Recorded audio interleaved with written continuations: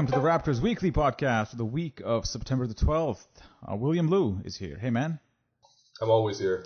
I know that we're both keeping an eye on the Chelsea-Swansea game right now, and Chelsea just equalized to make it 2-2, and I just turned it off because I just hate Chelsea and I don't want to see them win, and it looks like they might win, so I just turned it off. Have you ever turned a Raptor game off where you couldn't just bear to watch it anymore, and you would rather just not watch it than watch it, where it was just too stressful to watch?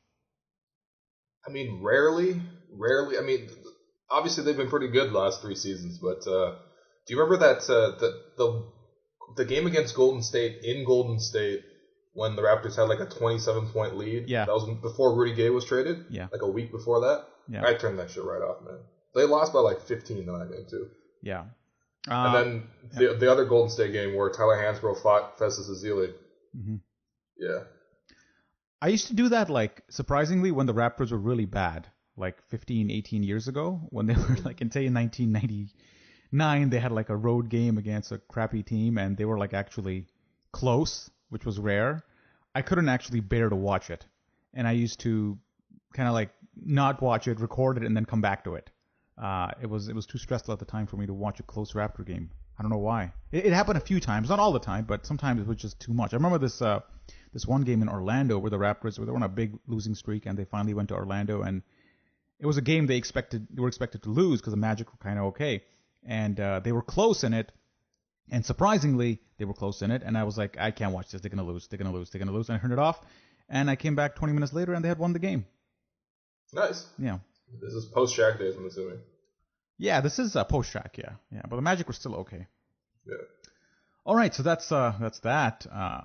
So today I thought we'd talk about, with training camp approaching, I had a couple ideas. One was about what to look ahead in training camp, which is a bit boring because all the training camps pretty much are essentially kind of the same. Yeah, everyone lost 15 pounds, gained 15 pounds of muscle. DeMar DeRozan needs to develop his jump shot. Let's see how that works. He's got a dribble thing going on. Every training camp has the same sort of theme for the last few years. Yeah, pretty much. So I thought, or you came up with the idea that let's talk about players individually and see what improvements they might have to make over the upcoming season, which I thought was a pretty interesting idea. As then I was going through the list, a couple of things popped in my head about some key players, and I don't know, that's not a bad idea. Who do you want to start with? Let's start from the top and then go down to the fringy players. So Start with Kyle Lowry. Kyle Lowry, that's the guy I could not come up with too much for, but go ahead, you go. Yeah, I don't really have any critiques of his game at all, really. I mean, it's just the goal for the season, I guess, for him should just be health preservation, which is something we've kind of talked about coming into last season as well. Just get completely healthy for the playoffs. No more diving into the stands for loose balls so that you can have a weird bursitis thing happen on the elbow. Yeah.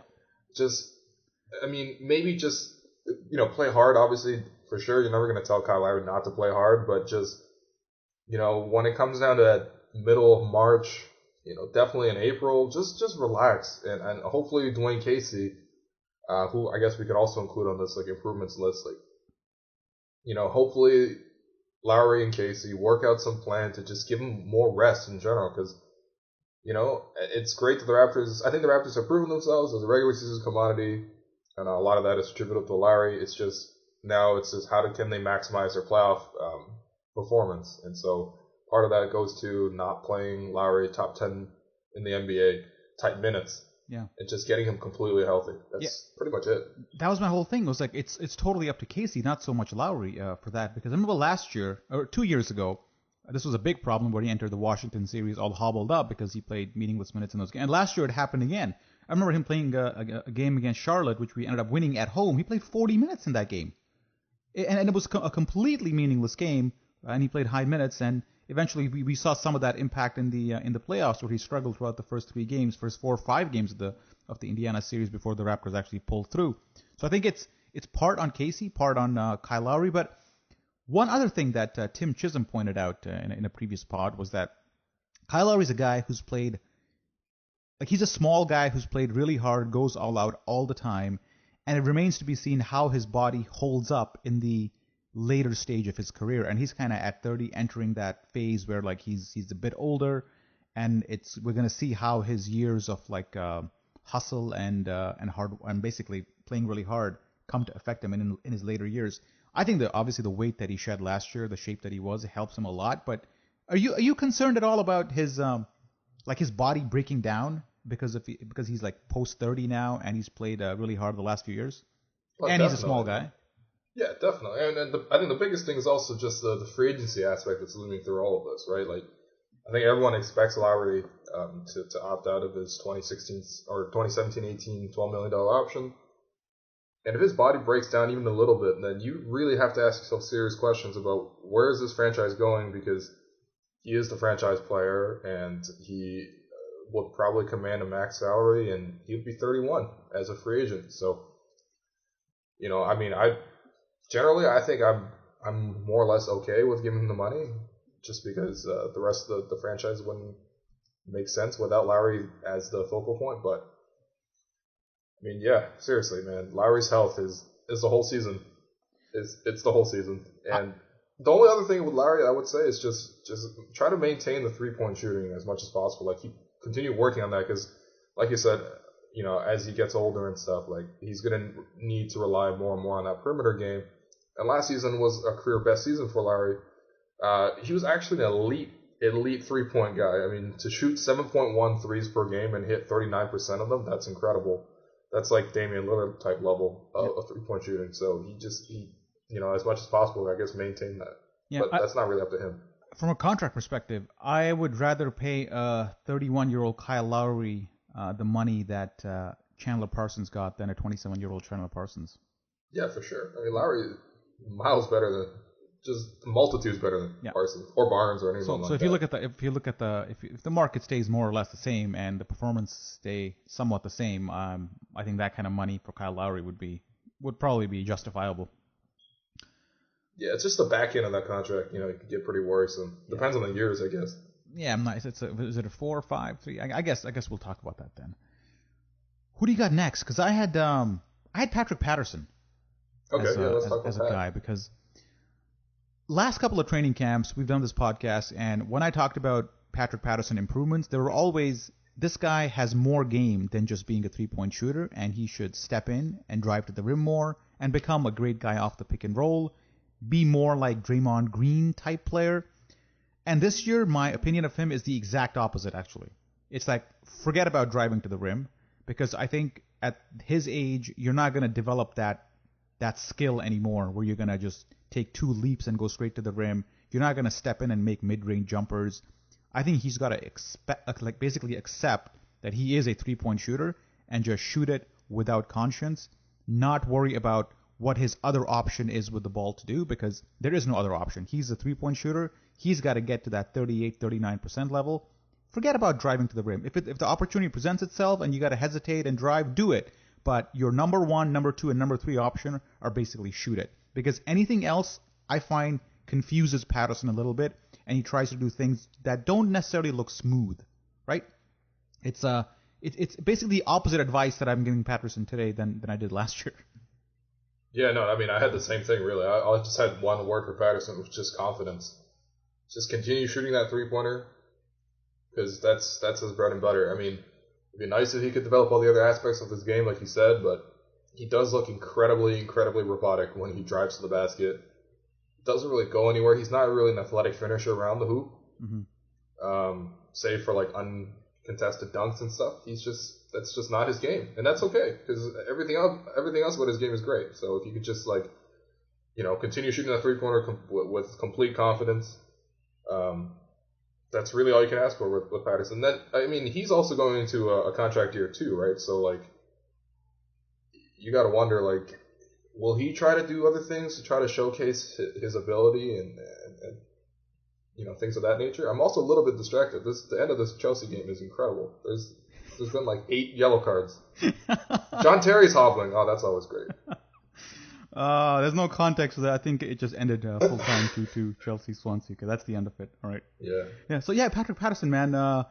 Coming back to him, I think when he looks at the free agent market, he's got to look at that market and say, my best bet of making big money is to actually nail the 3-point shot. I want him to be more basically like Channing Frye than Draymond Green at this point, because I think if he's like an exclusive 3-point shooter, he's still valuable, and that's what he has a better chance of becoming than a multi-dimensional offensive player, which is what Draymond Green is. So I'd gravitate towards Channing Frye than Draymond Green at this point, because then you have a better chance of making that.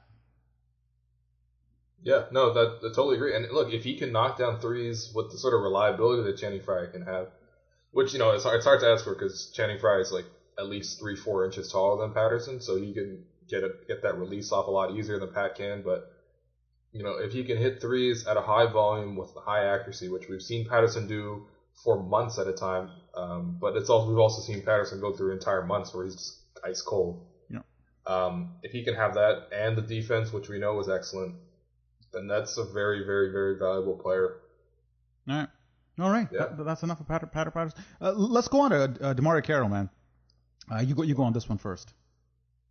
I mean, I just want DeMarre Carroll to find his fit in the offense, right? Because, there were a lot of questions. I remember last season when the Raptors signed him as their big free agency addition. There was a lot of questions about him coming over from Atlanta, or who led the league in passing and stuff like that, and assists. And then joining the Raptors, who obviously aren't really that great of a ball movement type team. Will he be able to find the same, types of shots? Will he still be good? I guess there's some positives. I mean, the Raptors are actually a team that generates pretty good, clean, wide open 3-point shots. I think the Raptors were like 5th in 3-point percentage last season. And Carroll, he shot just as well last season with the Raptors on threes as he did over his 2-year stretch with Atlanta. So that's really encouraging that he was able to continue finding and hitting 3-point shots, which is obviously his main focus. But we also saw at the beginning of the year, there was talk in the offseason about how, he's going to expand his game, run some more pick and rolls, and we kind of saw that in the first, month of the season before he got injured. And he looked really awkward doing that. Yeah. He doesn't really have an in-between game. I think he shot something like 2 pull-up twos per game, and he shot like 33% of them. He's often leaning, awkward, doesn't really have his balance, not a great passer of the pick and roll, so just all that sort of translated to this big precipitous drop in his 2-point percentage, which went from 56.7% in Atlanta, in this last season in Atlanta, to 38.8 this year now, or last season with the Raptors. So, maybe that's just injuries, but I think it's just mostly just because Carroll just never really fully found his fit in the offense, and I mean that speaks to his injuries as well, but hopefully this season he can find his place in the offense, because he's a very useful player, and he's a lot better than what he showed last year. My favorite DeMarre Carroll offensive move is when he drives and he's leaning on the defender and he shoots it from his hip. Yep. That one? It's awful. He never draws a foul with that either. Because the ref knows exactly that he's stuck and he's got nowhere to go, and they're not going to bail him out there. But from a positive perspective, man, the guy was a pretty good 3-point shooter again last year. Mm-hmm. And especially when he came back post-injury, he was, just from a 3-point shooting perspective, he was, I thought, very effective. And I thought he shot even a higher percentage than he did in Atlanta last year. Yeah, he hit 39% last season with the Raptors on 4.5 attempts per game. So he actually made more threes per game than he did in Atlanta last year. Yeah. And I think that has to be seen as a big positive. And I think this it's kind of like Patterson. I don't think he needs to do too much on offense. I know when he signed with the Raptors, maybe one of our pitch to him was that, hey, you'll have a bigger offensive role in Toronto than you might have in Atlanta. But really, I don't think he's a guy who deserves a bigger offensive role.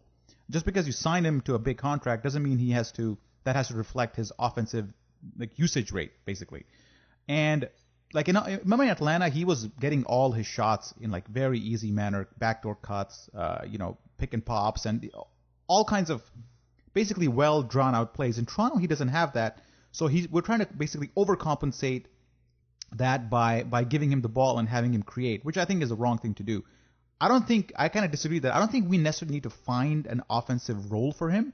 I think he's a guy you just put out there, and his number one thing is 3-point shooting, and his number 2 is basically hustle. I don't think you need to treat him any differently. He doesn't have any great offensive skill that we're missing out on if you don't utilize. You know what I mean? He's a guy you throw out there and things will happen.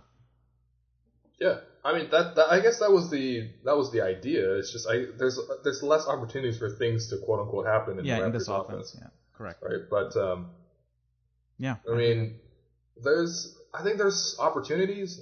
He's a great cutter to the basket. We just didn't get to see that much last year. Yeah. I mean, how much of that is health too? I hope to see him. Now that the Raptors are a pretty stable defensive rebounding team, and you got a guy like Salinger who's actually a fantastic defensive rebounder and also a really good outlet passer. I want to see, can Carroll find more opportunities in transition and stuff, because the Raptors weren't really a leak out sort of score early in transition type of team. And that's a place where the Raptors, could capitalize on, because they are a really good defensive rebounding team now. Yeah, that was actually my point when we talked about Corey Joseph a little bit. But let's move on to DeMar DeRozan, man. And I'll go here first. I'm not going to talk about the 3-point shooting and the ball. It's not happening. Because it's not happening. It's kind of like Patterson, where I kind of gave up on him having a drive game. I've given up on DeMar DeRozan being a good 3-point shooter or having great handles. I think it's too late in his career to do either one. I guess it's not too late, but it's unrealistic to expect that at this point. So I'm going to go with play more like a point guard. Because he's shown that he can do that, and his assists can go in the 6 to 7 range very easily if he really wants that to happen. And I feel that we have enough weapons there in the block, good finishers, we have good 3-point shooting, where there's no reason why he can't look up more and not just focus on him scoring. I think he has enough weapons on this team, and he has enough skill where he can find guys and create for them. So my DeMar DeRozan improvement is, do what you're doing, I guess, but play more like a point guard so that you can get more out of guys we just talked about, like DeMario Carroll and Patrick Patterson. Yeah, no, that's a great point. I think the one thing that he could really, really improve on in terms of passing is just working with, he has Valanciunas screen from him all the time, and Valanciunas sets great screens, and DeRozan's usually got a head of steam towards the basket, and that's a good outcome for the offense. So that's fine. But those times where he does get stuck, I mean, trying to finding Valanciunas a little bit more, just because if you got Valanciunas rolling to the basket or sort of at least in a position where he's sort of covered by a smaller defender, things like that, find ways to get the ball to Valanciunas. And I think a lot of the, obviously the Raptors fans, we've been complaining about Valanciunas' touches forever, but a lot of that I think just comes from sharing the floor with DeRozan, because DeRozan, he's improved to the point where he's an average passer, but with how much he has the ball in his hands, it'd be a lot better for the offense if he could, take a next step and become a really prolific passer, because he does draw a ton of defensive attention. And so Valanciunas should be open on those. I mean, for me personally, I want DeRozan to step up defensively, just increase defensive intensity. Last season, DeRozan was abysmal on defense. It was kind of shocking. I mean, I don't think he was ever really a great defender or even a good defender, but there's no reason why he shouldn't be an effective defender. I think it's just intensity and hustle. You see it most when he plays, obviously, alongside Kyle Lowry, and Lowry is such a all-out hustle guy and stuff. When was the last time you saw DeRozan scramble to the floor and dive for a rebound or dive for a loose ball, or take a charge or something like that? It's just not really in DeRozan's game, and I don't know why it shouldn't. I don't know why it isn't, because now that he's gotten the big contract, he doesn't necessarily have to worry so much about his numbers. Not that I'm saying that he's a selfish player or anything like that, but it's very important for DeRozan to be able to play defense, because now the Raptors don't really have small forward depth beyond DeMario Carroll, with James Johnson gone, and you're gonna have DeRozan play a lot of small forward. And one of the problems with DeRozan playing small forward is just that he can't defend well enough for small forward. And so now DeRozan and Ross are a bad pairing, because Ross also can't defend small forwards. So one of them has to do it, and DeRozan's, quite frankly, bigger and stronger, so he should be the one doing it. So defense is another thing that I've given up hope on. Because it should have happened by now, especially under a defensive-minded coach like Casey, how he can't get DeRozan to play defense. I've never kind of put my finger on it. The last time I actually thought about this, I came down to the conclusion that DeRozan just really bad at anticipating what the offensive player is about to do. That's why he gets caught wrong-footed or in the wrong position or gambling almost every single time, because he just does not. He can't read the body language or the body movement of the offensive player and adjust his position or his approach based on that. Some guys can do that, some guys can't, and he's simply can't do it. And it's a cross on my list here saying don't expect that to improve. It might improve marginally just based on effort and whatnot, but I don't think we're going to see him become a great defensive player, or even an above average defensive player. But going back to his passing, I find that when he does get stuck in the scenario you described, where somebody sets a screen for him and he drives and he gets cut off, his next thing to do is to stop and look for an outlet. Yeah, every time. Instead of making a better decision on the fly. It's that quick thinking when you get stuck that he has to improve on. And I'm not saying that's easy, because that has to do with floor spacing, positioning of other players, and a bunch of other things. But I'd like to see when plan A isn't there for DeRozan, plan B should be executed without a 5-second delay in the middle where he kind of resets. Yeah, no, I totally agree. And I don't know. I guess, yeah, the spacing is a problem, especially a lot of that is brought upon by himself. He's usually driving towards a set defense, so it's a little bit, he has less time than someone, say, like Kyle Lowry, who defenders are usually up closer against. So if Lowry drives, the defender has to sort of recover, and that split second, Lowry has that split second where he can decide where to pass to. DeRozan doesn't really have that, because the defender's sort of anticipating his drive and knows that he can't really pop the three, so when he drives, he's usually driving into like a set defense that is ready to take away his options. But yeah, like, he should be a better passer. I totally agree. And you know what? He showed a lot of flashes last season, a couple of just really, really gorgeous setups. Usually those are like drives and then dump offs to Valanciunas, but like you said, pick and roll passing is going to be pretty huge for him too. So. All right, yeah. That's DeMar DeRozan, and we didn't mention his dribbling too much at all. That's a first. Look, man, we've done this improvement podcast every year. Let's not mention dribbling. Let's just cut it off there. Let's pretend it's fine. Yeah. Let's move on to JV. You start with JV. Yeah. Is it possible for a player to increase his awareness? Is awareness? Do you know what I mean? Like, yeah. I think that's the biggest thing missing from Jonas's game, is just awareness. He's not a very savvy,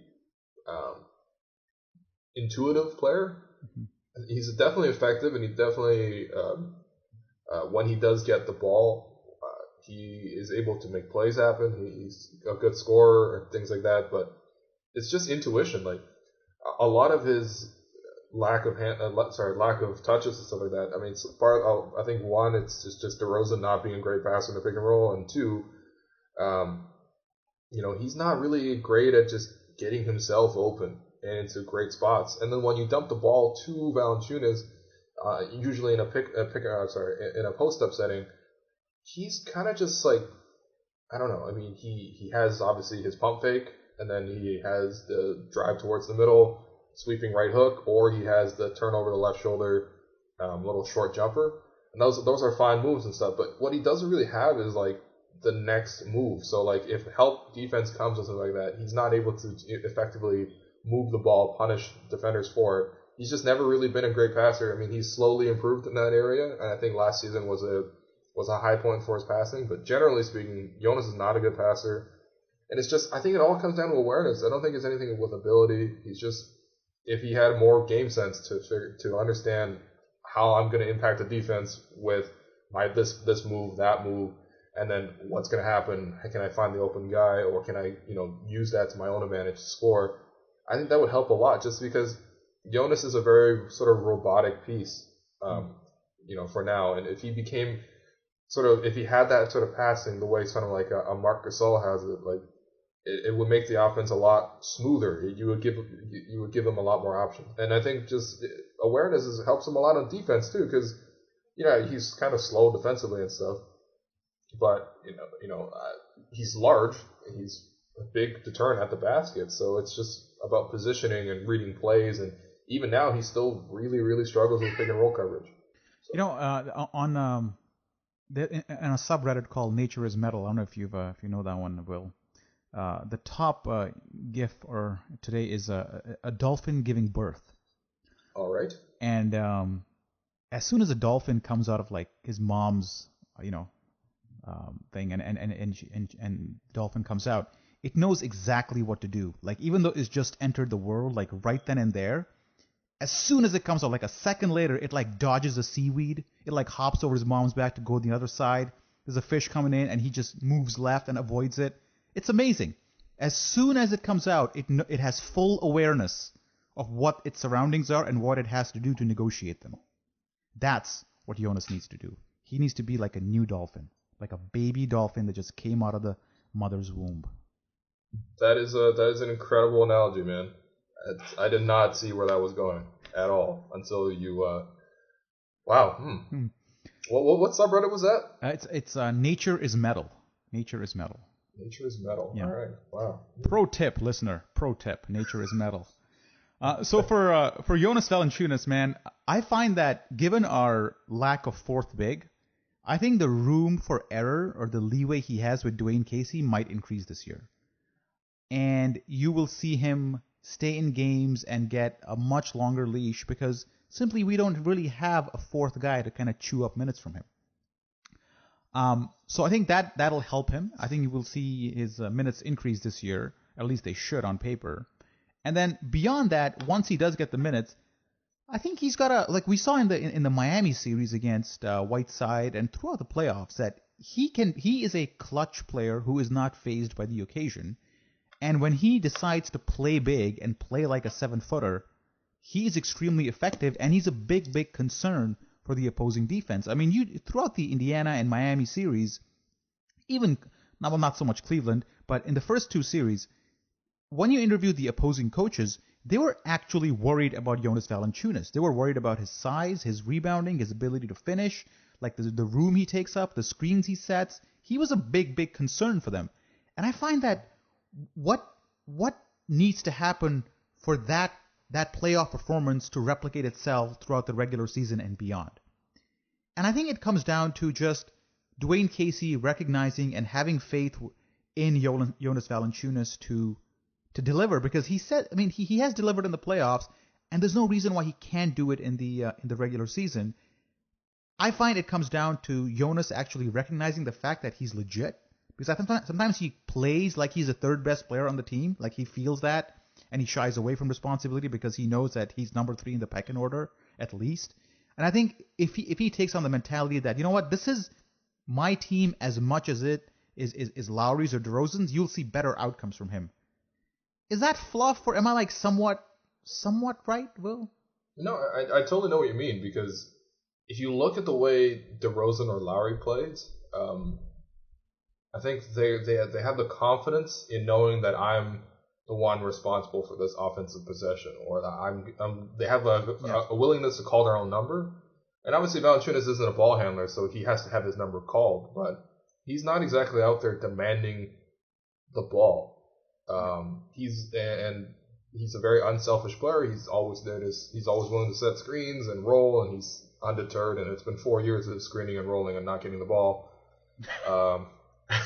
He has incredible mental fortitude in that sense. But yeah, I mean, like, I totally understand what you're saying, man. If he like demanded the ball a little bit more on offense and stuff like that, and he sort of was aggressive in carving his post space out and demanding the ball, I think he would get it. I think he would get it a lot more too. So, yeah, I mean, for me, it's just the awareness, man. Like, because everything else is there. He's he's great hands, effective post moves and stuff like that.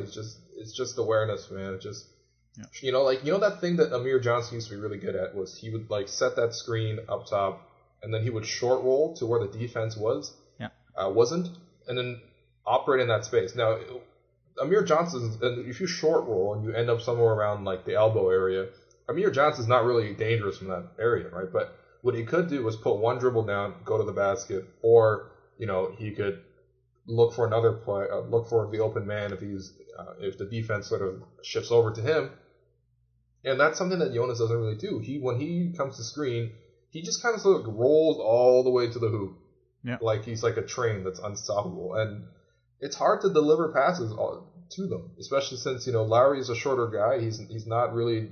It's not easy for him to deliver passes. If he goes over the top, it's almost always an alley-oop, like kind of like the way he plays with Bebe or Bismack. But I associate that short roll. Sorry, I associate that. I know what you're talking about, but those are like more like power forwards do that a lot. Like you'll see Jared Sullinger do that a lot. Luis Scola did that a lot. I think you got to be a little smaller and a little more nimbler to do that. I mean, it'd be great if JV could do that, but I don't find many centers that are really able to do that. Yeah, okay, that's fair. But I think those are areas where Jonas could sort of take more responsibility of the offense. It is sort of assuming those sorts of roles, especially if he's playing with a guy like Patterson. Like Patterson's obviously not really much of a threat to do anything on offense. Except for set a screen, move the ball, and then hit a pick and pop jumper, right? So like when Patterson's out there, there's not a lot of depth to what the offense can do from the front court perspective. So that's where Jonas can assume some of those responsibilities. All right, and a couple of weeks back, I saw a similar video of a baby horse. What are you watching all the time? You're just watching. It's again foals and cubs. When the horse comes out, again, it basically knows how to walk. It like stumbles for like 2 seconds and then it starts walking like nothing. Like compared to that, human babies are just pure shit. Like we come out, we can't do anything. We can't do shit. But the horse comes out and it's like walking and like it's like running around, like catching prey or whatever the hell it does. I mean, they don't catch prey, man. Or grass, you know what I mean. They're catching grass, yeah. And But this one time, this horse, he came out and like his hind legs weren't working. Like it was kind of, like he couldn't walk.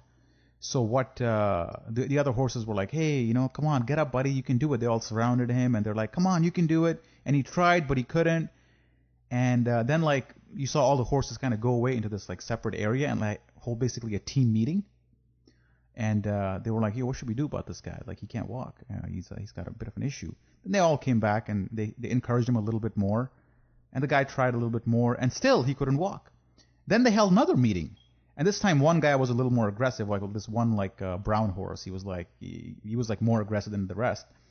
And then they all kind of got mad at him, and then he kind of left the pack or whatever a bunch of horses is called, and he came back to the baby. The horde. The horde, yeah. He left the horde, came back to the baby, and basically crushed him. He just crushed him right there. And the mom of the baby was like, "Yo, what are you doing? What are you doing?" And he's like, "It had to be done. It had to be done." And the mom's like, all the horde is like, "Hey, man, we didn't agree to this." But the guy was like, "Nah, it had to be done. It had to be done." This is like a Clint Eastwood movie. It had to be done. And then the camera followed this horse, and nobody talked to him for like a couple of days. Then after a while, the rest of the horses went up to him and they go, we get it, man. Like it was the right decision, and you made the thing, and you were a bit scared, but you're right. It was just a bit cruel. That's all. But just consult us next time a little bit more. This is exactly what happened in The Wire with Wallace. Spoiler alert. Yeah, well, season 1 spoiler alert. But yeah, man. Right. Wow, we're gonna miss you on the podcast next year. Let's move on to the bench, because I can hear my baby crying in the background. My wife's like, where's Zarar? Where's... Oh my God, shut up. Let's move on to what are we talking about here? Let's move on to Norman Powell. Everyone's favorite. He's perfect already, according to Raptors fans. Yeah. He's Westbrook plus Wade. So I guess look, Norman Powell, I was actually watching one of those offensive compilations you can find on YouTube, basically for every player. Those are just great if you just want to see a scouting report of what a player can do. There's like a 9-minute scouting report video out there on Norman Powell on YouTube, and it's just fantastic. I encourage everyone to watch it. And the one thing you notice with Powell is just that you start picking up on some trends that he has. Like he has a pet move where he sort of fakes. He gets the ball, the defender's sort of rushing a little bit at him. He fakes right and then drives left. He does that a lot. And sort of these small little tendencies, I think defenses will pick up on a lot more because he's going to start showing up on scouting reports and stuff. And that's why the sophomore year is really difficult for most rookies to navigate into. Is just because everything that they were successful at in as a rookie, they now have to develop counters because now it's going to be in the scouting report. Teams are going to be looking for it. And, I mean, I'm sure defenders will be closing in on him a little bit different and forcing him to go use his right hand to attack the basket and seeing if he has a mid-range game and stuff like that. So if we want Norman Powell to sort of take the reins a little bit more and get a bigger sort of responsibility, he's going to have to develop these counters just like any other player would, because I think he did. I think his rookie season was incredible, fantastic, and I believe in the 3-point shooting. If you listen to any sort of podcast where Blake's on and he's talking about Norman Powell, he's always talking about how much the coaching staff of the Raptors, both at the 905 level and at the major league level, they just rave about Norman Powell and his work ethic. Apparently, the day after the playoffs, he called up a staffer and said, meet me at 9 a.m. I'm gonna shoot. And the staffer was like, man, we just had a 10-month season. Can I have some rest? And Powell was like, nah, man, we gotta shoot. And apparently he shot 100,000 shots. No way. Since coming out of college. Okay. I mean, that sounds like a ton. We gotta work that out. But I thought you meant that night he shot 100,000. No. So yeah, I believe in the 3-point shot. It's just, and I believe in all the other stuff. I mean, he's a good defender. Obviously, he has to learn a little bit more nuance with defense, and especially when he starts going against starters. But just develop some counters that when he has the ball in his hands. All right. And that's the biggest thing. Hey, all I got on Norman Powell is I was gonna say get that 3-point shot up, because I think he's an underrated 3-point shooter. Last year he shot 40%. 45% after the All-Star break. Yeah, 40% for the season. He only took 1.8 threes a game. But I'm just curious, and I have no idea whether that projects out to a bigger number. Will he shoot the same percentage if he takes 5 threes a game? I want to know. So only way you're going to know is for him to hoist it up, and that's my comment here. Hoist it up. I mean, it depends on what. I mean, usually if you want to increase the 3-point attempts, you either have to be a guy who can hit them off spot ups, or when you're handling the ball, which I don't think Powell can do that right now consistently, or you have to be able to on pull-ups, or you get spot up, right? And can he come around the screen like Terrence Ross and catch the ball, set his feet, and shoot all in one motion? And I guess that remains to be seen. Right? Because right now he's a standstill 3-point shooter. Yeah, there's too much. It's kind of hard for me to pick out improvements from Norman Powell, because he's basically, he exceeded all expectations last year. So it's hard for me to say do this next. I think he knows what to do. I think he knows, as you said, that his shooting will determine the amount of space he gets to drive, and he's a great driver and a finisher of the rim. So he knows that what he has to do is to create space, and the way you create space is to make sure that guys check you tightly so you can drive by them. And I think he knows what he's doing. So there's nothing to worry about here. I got to talk about Corey Joe, man. I know he was great last year. He was a big surprise. Nobody's even talking about the contract anymore. If that contract was actually double what it is, I think it still would be actually fairly reasonable. My only improvement for Corey Joseph is that you mentioned the Raptors being a good defensive rebounding team. I find that he doesn't push the ball enough. He's very conservative when he does get the ball, whereas the guys that are around him, like DeMar Carroll, Terrence Ross, even DeMar DeRozan, even Kyle Lowry to an extent, would like to push it more. And it's up to Corey Joe, who always gets the ball when he's playing point guard. He's the first pass out after the defensive rebound. It's on him to push that tempo. And last year, maybe it's the Spurs system kind of in him. He didn't do that at all. He was he was too conservative with the ball than he needed to be.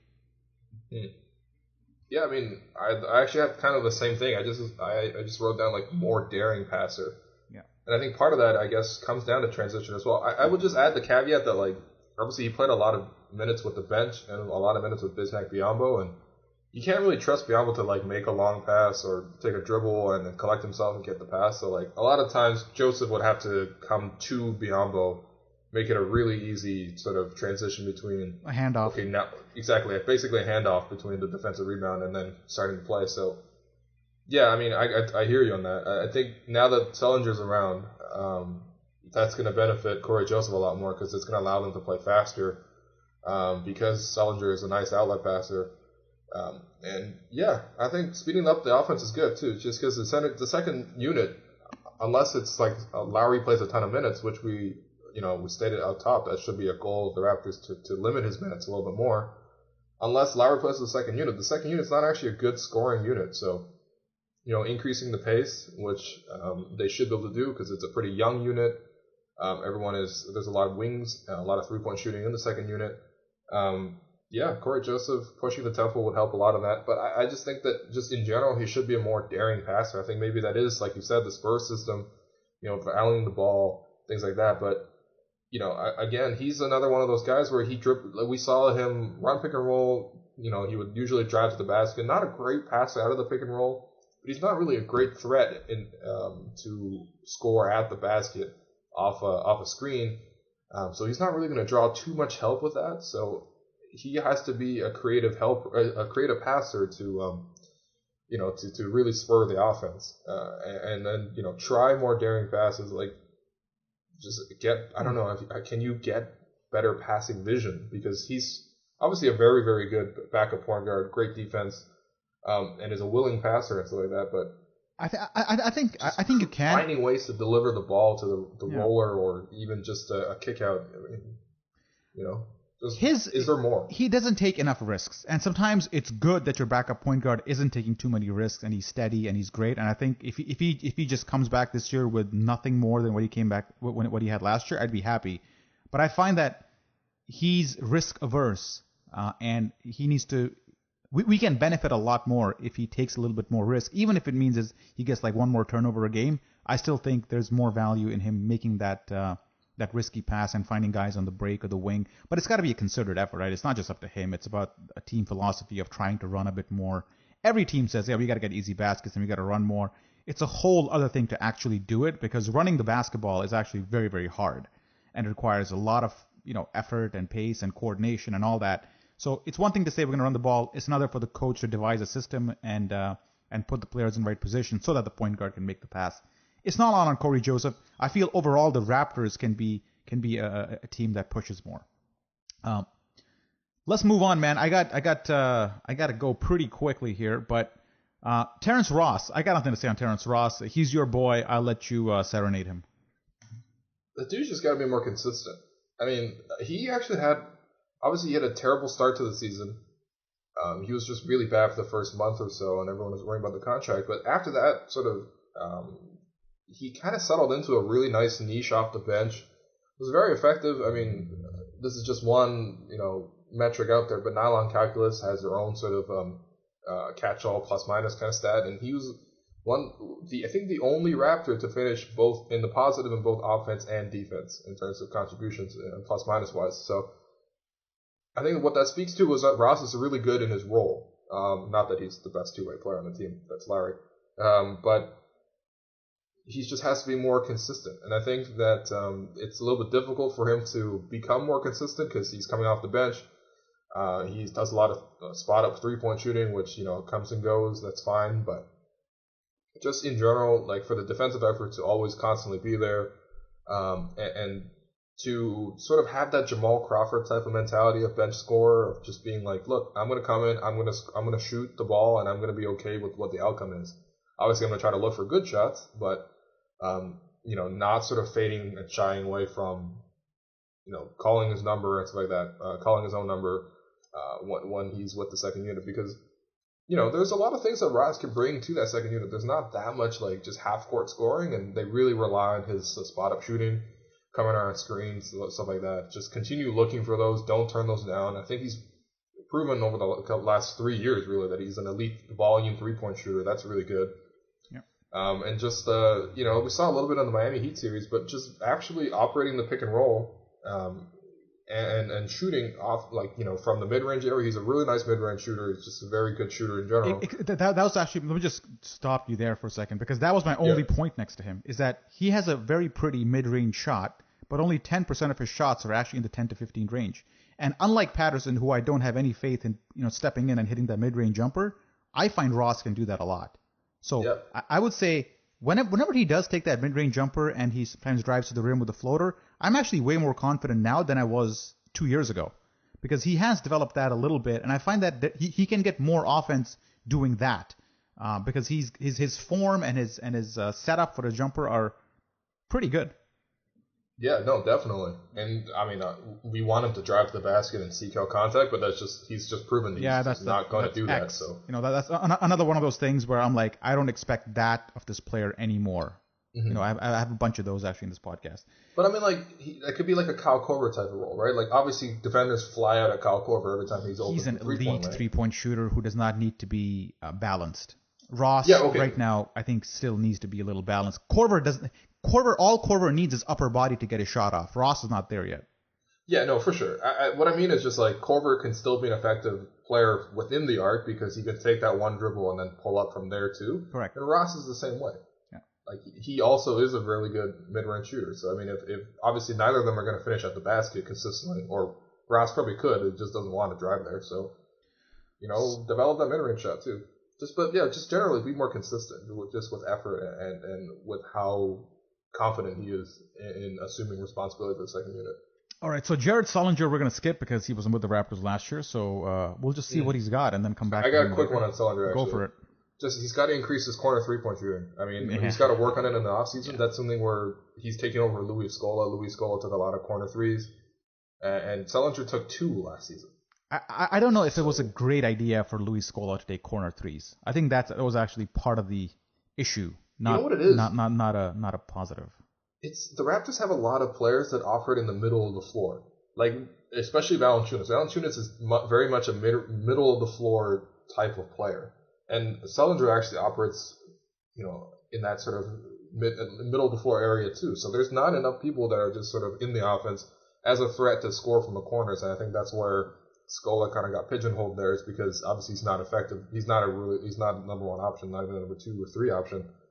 So if you want to play with Jonas, basically, who dominates in the middle of the floor, then you kind of have to find other spots on the court. I would go with Jared Sullinger being on the little baselines for the pop-up Bill Wennington style jumper, then the corner 3. Okay. If that's if I had to have my pick. Let's quickly go through the rest of the bunch, like really quickly here. DeLon Wright, he's not going to play this year unless barring injury, so I don't expect anything of him. Just come back healthy. Yeah. Lucas Nogueira, we talked about, great passer, potentially the 4th big. I don't know what he has to do, man. The guy has so many defensive lapses that his whatever rim protection, if any, he provides, and whatever passing he brings in the middle when he does catch the ball in the top of the key and he's able to operate there, it just gets offset by how unaware he is on defense and how he's just not with it. And I'm not sure at this point, again, the theme being just accepting the players for who they are right now, I'm not sure he's going to develop into a guy who's defensively aware no matter how many more minutes you're going to give him. Maybe I'm being harsh, but the evidence so far, he is what he is. Yeah, I mean, pretty much.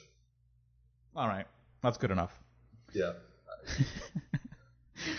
Bruno, good luck in the D-League for another year, buddy. Keep hitting those threes. Apparently, I'm told they're unblockable. They just need to go in now. I mean, I think he hit something like 35% of his threes on a pretty high volume, so that's not bad. It's just, the biggest thing with Bruno is just he has nothing in between. Yeah. Like, he is just completely robotic in almost everything he does. It's almost like you're teaching a new horse how to walk, a baby horse. Yeah. Put him down. Put him down. Oh, no. Oh, man. Who do we got left here? We got the rookie. Some rookies and we got Pirtle. Like we know what he's about, eh? Like we have any idea what the hell this guy is. We're going to talk about him. You know what Pirtle needs to do? He needs to teach me. He needs to make a name for himself and let people know that his name is pronounced Pirtle and not Poldle. Yeah. That's his number 1 thing, yeah. That's probably number 1, yeah. And Siakam. Siakam is, I think he's going to get some playing time this year. I already mentioned this a few times. The guy's your garbage man. He's your 4th pick. I like Siakam a lot. Really? How much have you seen him to actually like him a lot? I've seen 2 of those compilation YouTube videos of his time in New Mexico all the State. YouTube videos are good. Nobody puts the shit highlights on YouTube. No. There's some players you can tell that they're shit. Because it has to be a quality highlight video. You know what I mean? Like, like you can watch 10 minutes of Neymar, or you can watch 10 minutes of like, I don't want to diss a Arsenal player, like Oxlade-Chamberlain. Hey now, I'm right here. And all Oxlade-Chamberlain videos are just him running in a straight line. And so you can kind of tell there's game. But yeah, like Siakam, like I don't know, the energy I think is gonna be big too, because the Raptors don't really have a hyper athletic big guy right now in the lineup. You know what I mean? So I mean, I guess, Bebe's supposed to be that guy, but Bebe struggles with conditioning issues and is not consistently aggressive. I don't think you'll have those kind of problems with Siakam. He's also built like a 14-year-old girl. Who, Bebe? Yeah. Yeah, he's weirdly lanky in a lot of lanky places, but he's also kind of got like a very solid midsection. Yeah. All right, okay, let's move on. Man. Let's move on. Actually, that's the end of the podcast. I think we've covered everybody. We're out of players, man. We're out of players. We're out of time. We talked about Dwayne Casey a little bit in there, but I guess he deserves his own podcast for improvements and whatnot next year. Who's your hire as assistant coaches, man? That's a separate podcast, Will. We shouldn't tackle everything. That's a separate podcast. Come back for the assistant coaching search podcast. Listener, thank you for taking time to listen to Will and I go through a bunch of players and give our opinion on them. Will, thanks for your time, man. Always, baby. I'm always here. Yeah, you want to plug something, Will? Defeated? What's your latest article? I haven't written anything in a while. It's just that. I don't have any motivation to write anything, but I want to. Okay. Something about Norman Powell. Medium.com/the-defeated. Get that domain name fixed, Will. Listener, we'll see you again in 1 week. Rate us on iTunes, Google Play, blah, blah, blah, Stitcher. See you next week. Bye.